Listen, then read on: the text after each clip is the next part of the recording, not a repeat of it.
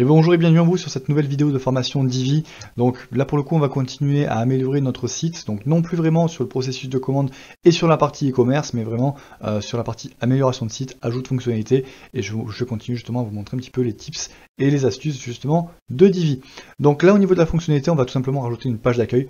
Alors en soi c'est pas très folichon une page d'accueil, mais tout simplement je vais vous faire voir un petit peu au niveau des formulaires, donc du coup les habitudes à prendre et ne pas prendre avec Divi. Donc sur ça c'est parti. Actuellement, je n'ai pas du tout la page de créer, donc tout simplement, on va s'y rendre directement. Voilà. Donc, on va faire page, on va ajouter une nouvelle page, on va l'appeler ici contact, on publie, publier. Ok. Et je vais directement utiliser donc, du coup mon Divi Builder. Voilà, donc du coup on arrive directement sur cette interface et du coup je vais choisir donc construire à partir de 0. Voilà. Donc je mets une ligne et là pour le coup justement vous allez voir qu'il y a directement la possibilité de mettre un formulaire. Donc vous voyez formulaire de contact. Voilà. Donc c'est un formulaire de contact déjà tout préfet par Divi, donc vous avez la possibilité de rajouter des champs. Hop là. Voilà. Vous mettez un petit peu ce que vous voulez au niveau des champs, tag, des logiques conditionnelles, etc. etc. ID du champ. Alors là justement c'est pour pouvoir le retrouver par la suite. On peut se dire donc téléphone, alors d'ailleurs comme ça, tel et téléphone. Voilà. Donc option des champs, là justement vous allez pouvoir déterminer donc les types d'entrée, etc., etc. Faire quelques réglages. Là pour le coup vraiment, même si ce formulaire de contact Divi a l'air plutôt sympa, plutôt simple d'utilisation, honnêtement je ne vous le conseille pas. Tout simplement au niveau de la délivrabilité de mail, au niveau de l'enregistrement, au niveau de pas mal de choses, de la personnalisation, c'est vraiment pas le top. Voilà, il y a pas mal de fois où justement votre utilisateur va vouloir vous envoyer des mails, ça va planter quelque part. Moi pour le coup justement, je vous dis ça parce que j'ai eu pas mal de clients où en passant par ce formulaire là ont eu des problèmes, donc c'est pour ça que je vous le dis. Donc on valide quand même, hop là, et là tout simplement, alors je vais quand même sauvegarder. Et je vais vous montrer justement une deuxième façon, en fait, tout simplement, de rajouter un formulaire. Voilà, que honnêtement, je vous conseille beaucoup plus. Alors, pour ça, vous allez au niveau des extensions, vous allez en télécharger une nouvelle. Et vous allez taper Forminator. Là, au niveau vraiment des formulaires de contact, vraiment, je vais faire toute une suite, pareil, justement, de vidéos, donc que ce soit sur du Gravity Form, Forminator, Contact Form Set, enfin, des formulaires de contact, il y en a vraiment énormément. Personnellement, je travaille avec Forminator, y compris justement dans le cadre de la maintenance que je mets en place. J'ai les plugins pro, dont Forminator Pro qui permet encore plus de choses. Mais voilà, rien que déjà une version gratuite permet vraiment d'avoir une très bonne base solide et, comment dire, et de limiter vraiment les bugs au niveau de l'interaction entre vos utilisateurs et vous quand ils veulent vous envoyer un mail, en passant par le formulaire bien entendu. Donc, je viens ici, formulaire, WPMUDev. Voilà. Installation. Hop là, activation. C'est assez rapide honnêtement à mettre en place. Voilà. Donc à partir du moment où justement il a été créé, vous voyez ici un nouvel item de menu qui est apparu. Donc je viens ici, Forminator. Et ici au niveau de formulaire, donc je vais faire créer, nous contacter, poursuivre. Et ici je vais appeler contact. Hop là, clique un petit peu trop vite. Voilà, donc à ce niveau-là justement, je vais pouvoir vraiment moduler mes champs vraiment comme je le veux. Donc c'est ça vraiment qui est super appréciable. Donc là notamment, prénom, mail, téléphone, c'est plutôt pas mal. Si vous voulez justement les personnaliser, donc à la fois au niveau du libellé ou au niveau justement du placeholder, donc c'est-à-dire le texte indicatif justement qui a au milieu en général du champ. Donc sur ça vous pouvez le faire. Voilà, il y a différents réglages. Là encore une fois justement je vous ferai une vidéo vraiment complète sur Forminator au niveau des différents réglages, au niveau de tout ça. Donc dès que la dite vidéo sera sortie, qu'elle sera publiée, bien entendu je mettrai son lien également dans la description de cette vidéo. Voilà. Donc là je vais laisser obligatoire, je vais garder justement les champs par défaut. Je vais faire un petit prévisualiser. Ok, alors c'est vrai que c'est un petit peu moche. Hop là je vais arriver directement dedans. Voilà, je vais me le mettre comme ça. Donc, à partir du moment où vous aurez justement tous les paramètres qui sont plutôt OK, donc vous faites mettre à jour ou publier, et là tout simplement vous allez avoir un shortcode, donc code court en français. Vous copiez ce shortcode, Hop là, vous revenez ici, donc du coup au niveau de votre page contact. Et là tout simplement, je vais plus rajouter un champ contact, tout simplement, je vais rajouter un morceau de code. Voilà. Un morceau de code, et dans lequel je vais tout simplement venir coller mon shortcode. J'enregistre, je sauvegarde. Donc là forcément pour l'instant, il n'a pas encore vraiment capté entre guillemets mon Forminator. Alors, est-ce que si je l'enregistre, il le capte maintenant? On va voir ça de suite. Voilà. Donc là maintenant justement il le charge, donc c'est parfait. Donc j'ai bien entendu justement un petit peu de personnalisation au niveau du fond, si je veux mettre un fond par exemple. Voilà, bon là en l'occurrence, voilà, clairement on va s'en passer. Hop là, si j'arrive, hop là, on supprime le fond. Voilà. Donc là en l'occurrence pour le coup vous avez vraiment un formulaire de contact qui est beaucoup plus sécurisé, où alors, bien entendu vous allez pouvoir ajouter ensuite du reCAPTCHA. Mais là, encore une fois, je le ferai dans la vidéo complète de Forminator. Donc voilà. Je vais en profiter pour supprimer ça. Hop là, je viens ici, je sauvegarde. Voilà. Et étant donné que là, vous voyez, actuellement, je n'ai pas encore ma page de contact, on va vite remédier à ça. Je vais dans Apparence, Menu. La page contact, je l'ajoute. Elle apparaîtra... Ouais, après la page Mon compte. Au pire des cas, justement, vous pouvez directement bouger. Donc, j'enregistre mon menu. Je retourne au niveau de mon front office. Voilà. Et je vois que donc, du coup, là, j'ai ma page contact. Et quand je vais dessus, parfait, j'ai ça. Donc là, attention, pour le Edit Form, c'est que tout simplement, je suis en mode administrateur. Voilà.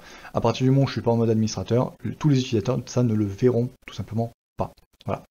Donc, autre chose justement que je voulais dont je voulais vous parler, c'est donc du coup les éléments réutilisables dans Divi.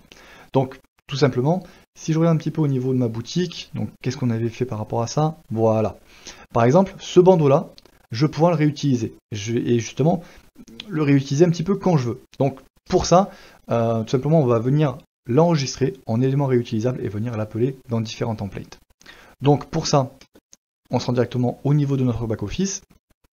On va aller rechercher donc dans le theme builder notre élément justement correspondant. Donc là on était vraiment dans boutique, c'est celle-ci. Voilà. Et c'est cette section justement que je vais enregistrer. Donc ici, je pourrais l'enregistrer et je vais mettre donc par exemple bandeau, image. Voilà, tout simplement. Je ne veux pas la catégoriser plus que ça, voilà, ça me va très bien comme ça. J'enregistre, hop là, je quitte. Et là tout simplement je vais retourner donc au niveau, voilà, au niveau de mon Divi. Je l'actualise justement pour qu'il puisse capter toutes les nouvelles modifications qui ont été faites. Hop là, voilà.